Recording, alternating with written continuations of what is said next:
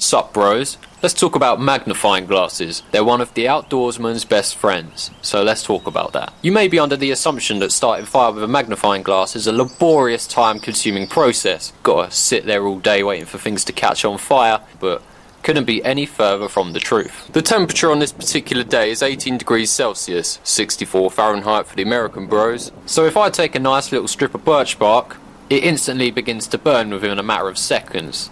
Very intense stuff. But there's a right way and there's a wrong way to do it. But firstly, how do we set up and use the magnifying glass? Hold the magnifying glass in front of the sun so a small bright dot will appear on your tinder of choice. Adjust as needed to get the dot as small as possible. The smaller the dot, the more intense the sun's rays are focused. For colder weather, it may take you anywhere between 30 seconds to a minute to get enough heat to ignite a material, but no worries, you don't have to hold it manually.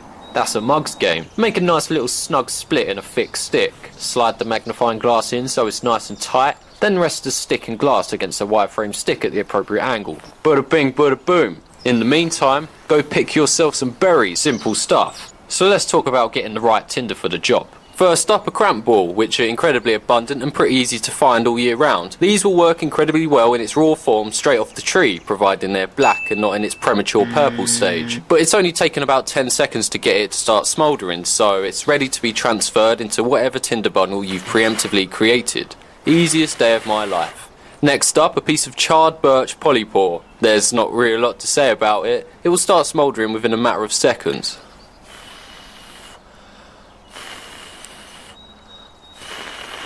Any char product will work incredibly well, especially char cloth. Now for the old tinder fungus, Fom fermentaris, just point and shoot and it will smoulder soon enough. And it will continue to smoulder until it's completely burnt out, so just using a small piece of tinder fungus will suffice. This fungus has the capabilities of combusting into flames if you blow hard enough, but transferring a small smouldering piece into a fibrous material such as dead bracken for example will do the job very nicely. Easy life. Pretty nifty, right? But now for another type of tinder, fibrous materials. Fibrous thin materials like this scraped off cypress bark will require some more work to get going. It will begin to smoulder, easy enough, almost instantaneously, but you need to trap the heat in and allow it to spread through the rest of the material. Doing so by compressing the bundle into a nice little tight snug ball and then blow into it to promote them exothermic reactions, easily done.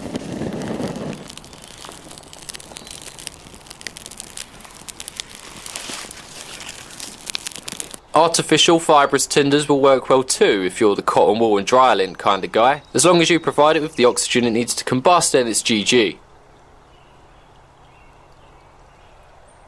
So I won't make this demonstration any longer than it has to be. That's all there is to it, just point and shoot. It is ridiculously simple. The tricky part is finding the appropriate tinders, but you're not limited to the ones I've shown in this video. Punkwood will work well if you give it time, and thin strips of fat wood would do the trick too. But pro tip, don't look at the sun through a magnifying glass. It might seem like common sense, but the temptation is indeed very overwhelming. At least for me anyway, because I'm a moron. With that being said though, looking at the intense beam of white light on the surface of your tinder will also slightly damage your eyesight. I had a good blurry blue smudge in my eyesight for a good 10 minutes after filming this. But it's not really a problem, and it can't be avoided most of the time, as you obviously need to observe what's happening, but just a heads up, especially if you have photophobia or sensitive eyes in general. Anyway, that's that. Easiest day of my life. But bonus content! The electromagnetic spectrum, because to ascend to the next level we need to understand the forces at work here. This is the electromagnetic spectrum, and it displays the range of frequencies of electromagnetic radiation, which basically is radiant energy. The carrier for this radiant energy is called a photon for future reference, but let's not get into quantum chemistry. The sun, while it's busy doing its thing, is spewing out lots of radiant energy. The majority of the radiant energy we receive down here on the surface falls into this section of the spectrum: ultraviolet, visible light and infrared. Where is the white light on this spectrum? White light is what our eyes perceives when it receives a combination of all the wavelengths of the visible light spectrum. The three cone cells in our eye's retina, which perceives red, blue and green, when they pick up all the possible wavelengths of visible light, our eyes perceive it as white light. This is a lot for your eyes to handle, which is why you should try your best not to look at the focal point of the magnified light, as your eyes don't like being so overworked, and it can damage your eyes quite severely if you're exposed to it for a significant amount of time. It's like when you look at an exposed light bulb and you're left with a dark smudge in your vision. That's your retina and cone cells being overworked, and they do need time to recover, or permanent eye damage could occur. Staring at the white light from the magnifying glass basically gives your eyes sunburn. The ultraviolet light in particular is cooking your retina, so to speak. But anyway, if you hold a prism to white light, you can see it's made up of all the individual wavelengths of visible light.